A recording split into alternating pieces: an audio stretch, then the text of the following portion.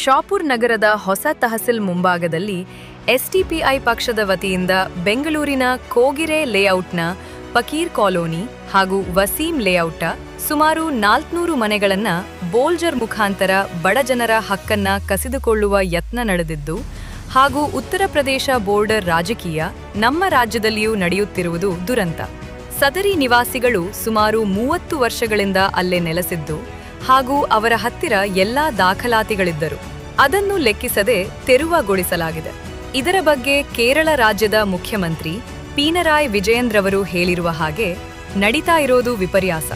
SDPI ಪಕ್ಷ ಬಡಜನರ ಪರವಾಗಿ ಮನೆ ಕಳೆದುಕೊಂಡಿರುವ ಅವರ ಬಗ್ಗೆ ಅವತ್ತಿನ ದಿನದಿಂದ ಇಲ್ಲಿಯವರೆಗೆ ಅವರ ಜೊತೆ ಇದ್ದು ಅವರ ಹಕ್ಕಿಗಾಗಿ ರಾಜ್ಯಾದ್ಯಂತ ಹೋರಾಟ ಪ್ರತಿಭಟನೆ ಮುಖಾಂತರ ಸರಕಾರಕ್ಕೆ ಬಿಸಿ ಮುಟ್ಟಿಸುವಂತಹ ಪ್ರಾಮಾಣಿಕ ಪ್ರಯತ್ನ ಮಾಡುತ್ತಿದ್ದು ಹಾಗೂ ಮಾನ್ಯ ಮುಖ್ಯಮಂತ್ರಿಗಳಾದಂತಹ ಸಿದ್ದರಾಮಯ್ಯನವರು ಕೇವಲ ಆಶ್ವಾಸನೆ ಕೊಡುವುದರ ಬದಲು ಆ ನೊಂದ ಕುಟುಂಬಸ್ಥರ ನೆರವಾಗಿ ಶೀಘ್ರದಲ್ಲೇ ಅವರಿಗೆ ಮನೆಗಳ ವ್ಯವಸ್ಥೆ ಹಾಗೂ ಮೂಲ ಸೌಕರ್ಯವನ್ನು ಒದಗಿಸಬೇಕೆಂದು social democratic party of India Yadgiri ಜಿಲ್ಲಾ ಸಮಿತಿ ವತಿಯಿಂದ ಒತ್ತಾಯ ಮಾಡಲಾಯಿತು.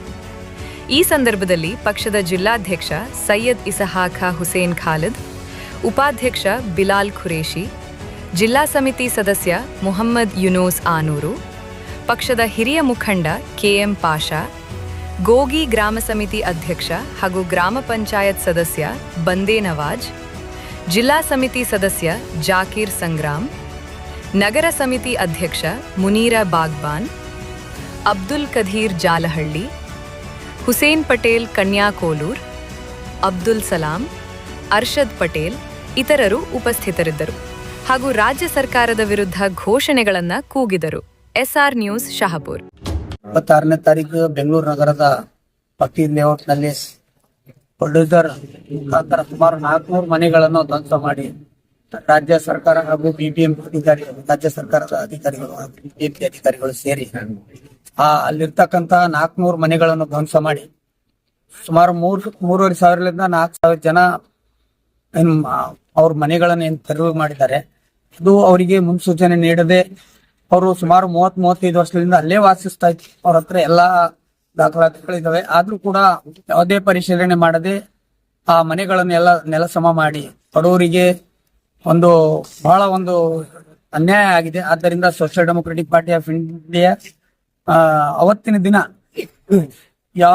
ಅವ್ರು ತೆರವು ಏನ್ ಮಾಡ್ತಾ ಇದ್ರು ಅವತ್ತಿನ ದಿನದಿಂದ ಹಿಡ್ಕೊಂಡು ಇಲ್ಲಿವರೆಗೆ ರಾಜ್ಯಾದ್ಯಂತ ವಿವಿಧ ಎಲ್ಲಾ ಜಿಲ್ಲೆಗಳಲ್ಲಿ ಕೂಡ ಈ ಪ್ರತಿಭಟನೆ ಮಾಡ್ತಾ ಇದ್ವಿ. ನಾವು ಮುಂಬರೋ ದಿನಗಳಲ್ಲಿ ನಾವು ರಾಜ್ಯ ಸರ್ಕಾರಕ್ಕೆ ಒತ್ತಾಯ ಮಾಡ್ತಾ ಇದೀವಿ. ತಾವೇನ್ ತೆರವು ಮಾಡ್ತಾ ಇದ್ದೀರಿ, ಸರ್ಕಾರದ ಯಾವುದೇ ಆದೇಶ, ಎಲ್ಲಾ ಕಡೆ ಆದೇಶ ಇದೆ. ಸುಮಾರು 10 ವರ್ಷ ಯಾರೇ ವಾಸಿಸ್ತಾ ಇದ್ರೆ ಅಲ್ಲಿ ಆ ಆಸ್ತಿ ಏನಿದೆ ಅಂತಂದ್ರೆ ಅವ್ರ ಹೆಸರಲ್ಲಿ ವರ್ಗಾವಣೆ ಮಾಡ್ಬೇಕಂತ ಹೇಳಿ ಸರ್ಕಾರದ ಆರ್ಡರ್ ಕೂಡ ಇದೆ ಹಾಗೂ ಸುಪ್ರೀಂ ಕೋರ್ಟ್ ನ ಆದೇಶ ಕೂಡ ಇದೆ. ಇದೆಲ್ಲ ಇದ್ರೂ ಕೂಡ 30-35 ವರ್ಷದಿಂದ ಅಲ್ಲೇ ವಾಸಿಸ್ತಕ್ಕಂತ ಜನರ ಮನಿ ತೆರವು ಮಾಡಿ ಇವರು ಯಾವ ಮುಖಾಂತರ ಈ ಆದೇಶ ಹೊರಡಿಸಿದ್ದಾರೆ ಗೊತ್ತಾಗ್ಲಿಲ್ಲ. ಆದ್ದರಿಂದ ಆ ಮನಿಗಳು ಯಾರು ಕಳ್ಕೊಂಡಿದ್ದಾರೆ 300-400 ಜನ, ಅವರಿಗೆ ಸರ್ಕಾರದ ಕಡೆಯಿಂದ ಆದಷ್ಟು ಬೇಗ ಮನಿ ಕೊಡುವಂತದ್ದು ವ್ಯವಸ್ಥೆ ಆಗ್ಬೇಕು. ಕೇವಲ ಹೇಳಿಕೆ ಕೊಡೋದ್ರ ಮುಖಾಂತರ ಇಲ್ಲ, ಅವರಿಗೆ ಅಲ್ಲಿ ಜನರು ಈಗೇನ್ ಬೀದಿಗೆ ಅಲ್ಲೇ ಉಳ್ಕೊಂಡಿದ್ದಾರೆ, ಪರದಿ ಕಟ್ಕೊಂಡೇನು ವಾಸಿಸ್ತಾ ಇದ್ದಾರೆ, ಅವ್ರ ಹತ್ರ ಹೋಗಿ ಯಾರ್ಯಾರ್ದು ಅವ್ರ ದಾಖಲಾತಿ ತಗೊಂಡು ಅವರಿಗೆ ಮನಿ ಯಾರ್ಯಾರ್ದು ಕಳ್ಕೊಂಡಿದ್ದಾರೆ ಅವರಿಗೆ ಮನಿ ಕೊಡುವಂತ ವ್ಯವಸ್ಥೆ ಆಗ್ಬೇಕು. ಕೇವಲ ಅಲ್ಲಿ ಮುಸಲ್ಮಾನರು ಮಾತ್ರ ಇಲ್ಲ, ಅಲ್ಲಿರ್ತಕ್ಕಂಥ ದಲಿತರು ಇದ್ದಾರೆ, ಹಿಂದುಳಿದ ವರ್ಗದವರು ಇದ್ದಾರೆ, ಬಡವರು ಇದ್ದಾರೆ, ಕೂಲಿ ಕಾರ್ಮಿಕರು ಇದ್ದಾರೆ. ಅವರಿಗೆ ಎಲ್ಲರಿಗೂ ಕೂಡ ನ್ಯಾಯ ಕೊಡ್ಬೇಕಂತ ಹೇಳಿ ಈ ಮುಖಾಂತರ ನಾನು ಮನವಿ ಮಾಡಿದೆ.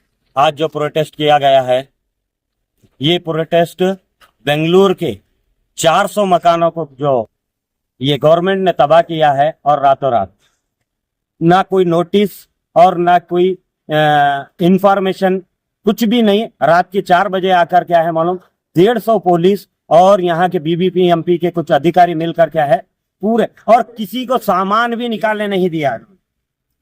ये इंसानियत के बहुत ही खिलाफ नहीं बल्कि पूरा इंसानियत के खिलाफ ये जो काम किया है गवर्नमेंट ने, इसका हम विरोध भी करते हैं। एसडीपीआई और शुरू से एसडीपीआई ही ने ये लोगों का साथ दिया। वहां पर जाकर रात में हमारे जो लीडर हैं वहां रात से शुरू कर क्या है मालूम अभी तक भी क्या है मालूम ये उन गरीब और मजदूर लोगों के लिए क्या है मालूम काम कर रहे हैं। और ये गवर्नमेंट को हम इस प्रोटेस्ट से ये बताना चाहते हैं, उन लोगों को जब तक इंसाफ नहीं मिलता हम लोग रुकने वाले नहीं। ಸುಮಾರು ಮೂರ್ನಾಲ್ಕು ದಿನಗಳಿಂದ ಏನು ಒಂದು ಬೆಂಗಳೂರಿನಲ್ಲಿ ಏನು ಫಕೀರ್ ಕಾಲೋನಿಯ ಇಶ್ಯೂ ರಾಜ್ಯಾದ್ಯಂತ ಹರಡ್ತಾ ಇದೆ. ಏನೇ ಇಶ್ಯೂ ಅಂದ್ರೆ ಸುಮಾರು 400 ಮನೆಗಳನ್ನು ತೆರವು ಮಾಡಿ ಅಲ್ಲಿ ಏನು ನೋಟಿಸ್ ಕೊಡದೆ ಅಲ್ಲಿ ಅಮಾಯಕರ ಮನೆಗಳನ್ನು ಧ್ವಂಸ ಮಾಡಿದ್ದಾರೆ. ಇದು ನಿಜಕ್ಕೂ ನಮಗೆಲ್ಲರಿಗೆ ನಾಚಿಕೆಯ ವಿಷಯ. ಯಾಕಂದ್ರೆ ಒಂದು ಕಾಂಗ್ರೆಸ್ ಸರ್ಕಾರದಲ್ಲಿ ತುಂಬಾ ಜನರಿಗೆ ಬಡ ಜನರಿಗೆ ಬಹಳ ಸೌಕರ್ಯಗಳು ಮಾಡುವಂತ ಒಂದು ಸರ್ಕಾರನ ಮಟ್ಟಿಗೆ ಇತ್ತು ಸರ್ಕಾರ. ಈ ಒಂದು ಪ್ರಕರಣದಿಂದ ಈ ಸರ್ಕಾರ ತನ್ನ ಇಚ್ಛೆಗೆ ತಾನೇ ಕೆಸರೆಚ್ಚ ಒಂದು ಕೆಲಸ ಮಾಡಿದೆ. ಯಾಕಂದ್ರೆ 400 ಮನೆಗಳು ಹೊರಗ ಒಂದು ನೋಟಿಸ್ ಇಲ್ಲ, ವಿದೌಟ್ ಇಂಟಿಮೇಷನ್ ಇಲ್ಲ, ಏನಿಲ್ಲಾರ್ದೆ ಆ ಬಡವರು ಇವತ್ತು ಮನೆ ಬೆಳೆಸಿದ ನಂತರ ಒಂದು ಪರದೆ ಕೊಟ್ಟು ಒಂದು ಏನಪ್ಪಾ ಅಂದ್ರೆ ತಟ್ಟಿನ ಮನೆ ಮಾಡ್ಕೊಂಡು ಅಲ್ಲಿ ವಾಸವಾಗ್ತಾ ಇದ್ರೆ ಅವ್ರಿಗೆ ಅನ್ನ ಇಲ್ಲ, ಅವ್ರಿಗೆ ಊಟ ಇಲ್ಲ, ನೀರಿಲ್ಲ. ಅಲ್ಲಿ ಹೋಗಿ ಸುಮಾರು 2 ದಿನಗಳಿಂದ SDPI ಒಂದು ತಂಡ ಅಲ್ಲಿ ನಿಯೋಗ ಅಲ್ಲಿ ಒಂದು ಜಿಲ್ಲಾ ಸಮಿತಿಯ ವತಿಯಿಂದಾಗಿ ಅಲ್ಲಿ ಊಟ ನೀರು ಎಲ್ಲ ಸರಬರಾಜು ಮಾಡ್ತಾ ಇದಾರೆ.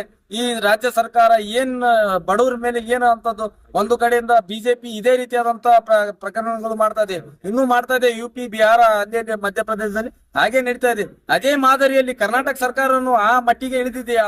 ಬಿಜೆಪಿ ಹಾಗೆ ಎರಡೆರಡು ಏನು ಜಾತಿಗಳಲ್ಲಿ ಏನು ರಾಜಕೀಯ ಮಾಡಿದೆ ಅದೇ ರೀತಿಯಾದ ಇವರು ಏನಾದ್ರು ಅಜೆಂಡಾ ಹಾಕೊಂಡಿದಾರ ಬಿಜೆಪಿ ಕಾಂಗ್ರೆಸ್ಸಿನವರು ಅಂತ ನಮ್ಗೆ ತುಂಬಾ ಇದಾಗ್ತಾ ಇದೆ, ಭಯ ಆಗ್ತದೆ. ಇದಕ್ಕೆ ನಾವುಗಳು social democratic party of India ವತಿಯಿಂದ ಸುಮಾರು 5-6 ದಿನಗಳಿಂದ ಅಲ್ಲಿಯ ಜನರಿಗೆ ನಾವು ಸಹಕಾರ ಹೆಲ್ಪ್ ಮಾಡ್ತಾ ಇದೀವಿ. ಇಲ್ಲಿಂದ ನಾವು ಕಳಿಸ್ತಾ ಇದೀವಿ ಏನ್ ಬೇಕಾದ್ರೂ. ನಾವು ಹೇಳೋದು ಮುಖ್ಯಮಂತ್ರಿ ಸಾಹೇಬರಿಗೆ ಮತ್ತು ಉಪಮುಖ್ಯಮಂತ್ರಿ ಅವರಿಗೆ ಹಾಗೂ ನಮ್ಮ ವಸತಿ ಸಚಿವರಿಗೆ ಹೇಳೋದೇನಪ್ಪಾ ಅಂದ್ರೆ ಆ ಬಡವರಿಗೆ ನ್ಯಾಯ ಕೊಡಿಸಿ.